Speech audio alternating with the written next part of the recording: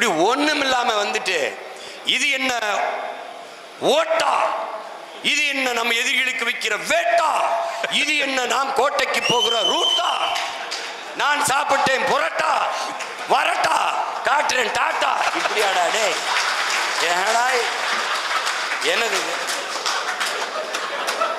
ஏண்டா இவ்வளவு பேர் பேசுறீங்க, இவ்வளவு கேள்வி கேட்கிறீங்க. இன்னும் எத்தனை ஆயிரம் கேள்விகள் வந்தாலும் எதிர்கொள்கிற ஆற்றலை என் இன முன்னோர் வரலாறு எனக்கு வழிகாட்டியிருக்கு. நீங்க எழுதி வச்சுக்கிட்டு இந்த இடத்தில் கையை தூக்கவும், இந்த இடத்தில் ஆவேசமாக பேசவும், இங்கேனா டப்பிங் தட்டுற டப்பிங் பேசுற மாதிரி அப்படி பேசக்கூடாது.